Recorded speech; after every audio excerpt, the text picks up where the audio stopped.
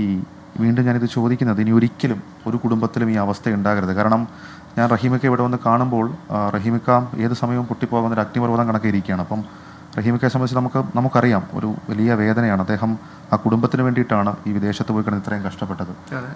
മാത്രമല്ല, എടുക്കാൻ പറ്റാവുന്ന ദുരിതങ്ങളൊക്കെ എടുത്തു, നല്ലൊരു വീട് വെച്ചു, എല്ലാം സെറ്റിലായി എന്നിങ്ങനെ തോന്നുന്ന സമയത്താണ് സാമ്പത്തിക പ്രതിസന്ധിയും കോവിഡൊക്കെ ഉണ്ടാകുന്നത്. അതും ഈ കോവിഡിന് മുമ്പാണോ അതോ കോവിഡിന് ശേഷമാണ് ഈ സാമ്പത്തിക? കോവിഡ് ശേഷമാണ് ഉണ്ടായത്, അതിന് മുന്നേ ഒരു കുഴപ്പമില്ലായിരുന്നു.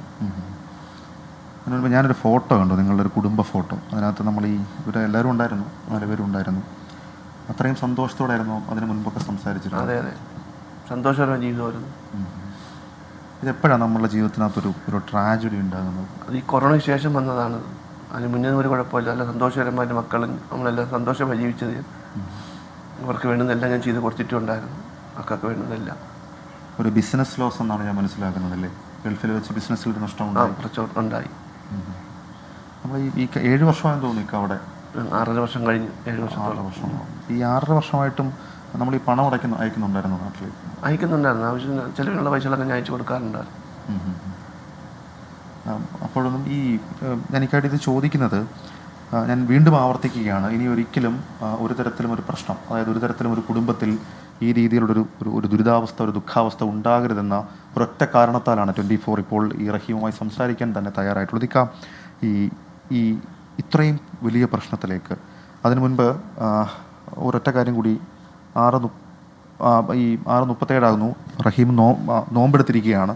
അപ്പോൾ അദ്ദേഹത്തിനൊരു സമയം കൊടുക്കണം. നമ്മൾ ഇതിലേക്ക് വരാൻ കാരണം, നോമ്പ് കുറിച്ചുള്ള ഇതിലേക്ക് വരാൻ കാരണം, അതായത് ഈ രീതിയിലുള്ള പ്രതികരണത്തിലേക്ക് എടുക്കാനുള്ള ഏറ്റവും പ്രധാനപ്പെട്ട കാരണങ്ങളിലൊന്ന്, ഇന്ന് ഈ ഗോകുലം മെഡിക്കൽ കോളേജിൽ നിന്ന് ഡിസ്ചാർജ് ചെയ്ത് പോയാൽ എങ്ങോട്ടേക്ക് പോകും എന്ന് റഹീമിക്കായ്ക്ക് അറിയില്ല. കാരണം പേരുമലയിലേക്ക് പോകാൻ കഴിയില്ല, അവിടെ അത്രയും വലിയ ജീവിതത്തിൽ ഏറ്റവും വലിയ ഞെട്ടലുണ്ടായ ഒരു വീടാണ്.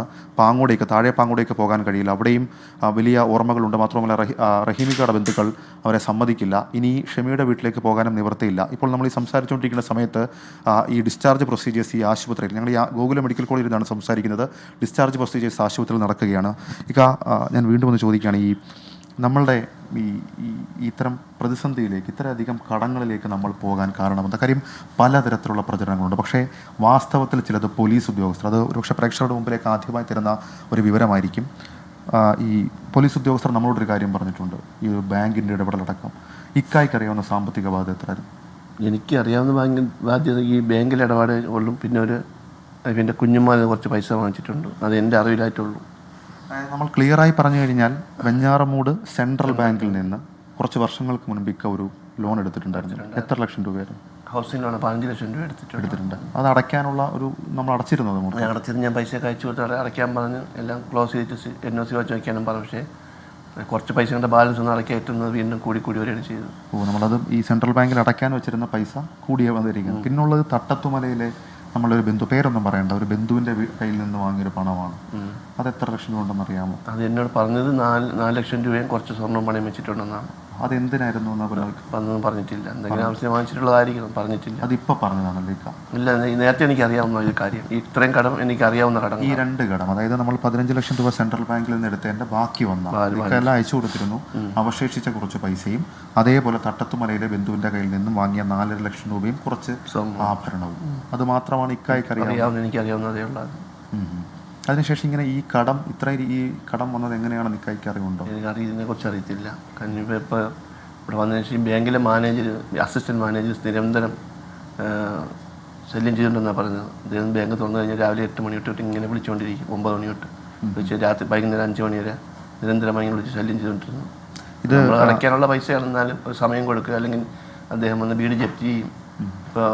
ഇപ്പം എന്നോട് 2 ദിവസം മുന്നേ പറഞ്ഞത് അദ്ദേഹം ഒപ്പിട്ട് വാങ്ങിച്ചു, വീട് ജപ്തി ചെയ്യും എന്നൊക്കെയാണ് പറഞ്ഞത്. അപ്പോൾ ഞാനത് അന്വേഷിച്ചപ്പോൾ അദ്ദേഹം എന്നോട് വളരെ രൂക്ഷമായി സംസാരിച്ചു, അസിസ്റ്റന്റ് മാനേജർ. നേരത്തെ സംസാരിച്ചു, ഇന്നലെ അദ്ദേഹത്തെ കാണാൻ പോയിരുന്നപ്പോൾ അദ്ദേഹം ഇതുവരെ പറഞ്ഞു, രൂക്ഷമായി സംസാരിച്ചു. ഞാൻ പറഞ്ഞിട്ടാണ് നിങ്ങളെ മകൻ എല്ലാവരും കൊണ്ടുവന്നൊക്കെ ചോദിച്ചു. അപ്പോൾ നിങ്ങളെ നിമിത്തമാണ് എൻ്റെ കുടുംബം നശിച്ചു പോയി, നിങ്ങൾ ഇത്രയും പ്രശ്നങ്ങൾ ഉണ്ടാക്കിയത് കൊണ്ടാണ് എന്ന് ഞാൻ പറഞ്ഞായിരുന്നു.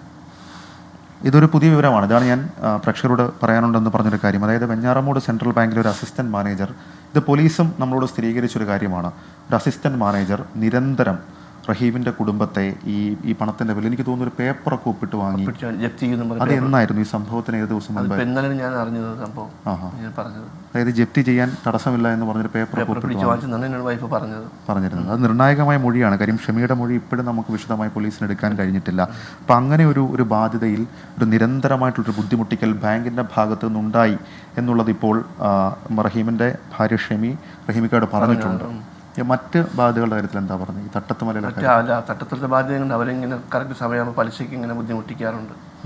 അതും പലിശയ്ക്ക് എടുത്തായിരുന്നു. പലിശയ്ക്കാണ് അത് പലിശയ്ക്ക് കൊടുത്തത് പൈസയാണ്. ഇങ്ങനെ ആ സമയം ഇങ്ങനെ ബുദ്ധിമുട്ടിക്കും, ഞാൻ ഇങ്ങോട്ട് വരും, അങ്ങനെ സ്ഥിരത്തിൽ ഭീഷണി പോലെ ഉണ്ടായിരുന്നു. ഈ നമ്മൾ ഈ 40 ലക്ഷം രൂപ എന്നാണ് പോലീസിൻ്റെ ഇപ്പോഴത്തെ കണക്ക്. ഇത് എങ്ങനെ ഇത് കൂടി? പലിശയാണോ?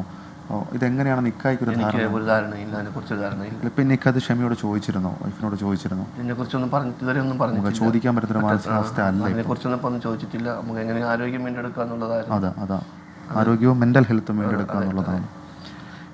നമ്മൾ ഈ കുടുംബത്തെ സംബന്ധിച്ച് ചില ബിസിനസ്സുകൾ, ചെറിയ ബിസിനസ്സുകൾ, ഇപ്പോൾ ഒരു ഹൗസ് ഹോൾഡ്, നമ്മുടെയൊക്കെ വീടുകളിൽ സാധാരണ നടത്താറുള്ള കോഴിമുട്ട വിൽപ്പന ഉൾപ്പെടെയുള്ള കാര്യങ്ങൾ നടത്തിയിരുന്നു എന്ന് അവിടുത്തെ നാട്ടുകാർ പറയുന്നുണ്ടായിരുന്നു. ഒരു ചിട്ടിയെക്കുറിച്ച് പറയുന്നുണ്ടായിരുന്നു, ചിട്ടി നടത്തി എന്നൊക്കെ. ചിട്ടിയെക്കുറിച്ച് എന്നോട് പറഞ്ഞിട്ടില്ല. കോഴിമുട്ട ചെറിയ ഫാം പോലെ ഞാൻ കെട്ടിക്കൊടുത്ത് അതിൽ വീട്ടിലെ കാര്യങ്ങൾ നമ്മുടെയൊക്കെ വീട്ടിലുള്ളത് പോലെ അതുപോലെ തന്നെ. അത് നമ്മുടെ അപ്പുറത്ത് ഒരു കടയിലെ ചേച്ചി കൂടി പറയുന്നുണ്ടായിരുന്നു അങ്ങനെ മുട്ട വാങ്ങാൻ പോകുമെന്ന്. അപ്പം അത്തരം ബിസിനസ്സുകൾ എന്തെങ്കിലും ചെയ്തിട്ടാണോ ഇതിലേക്ക് പോയത് എന്ന് കരുതുന്നുണ്ട്? അങ്ങനെ വരാനുള്ള സാധ്യതയില്ല. ഇല്ല, കുറച്ച് കോഴിയല്ലേ ഉള്ളൂ, സാധ്യതയില്ല. ഇല്ല.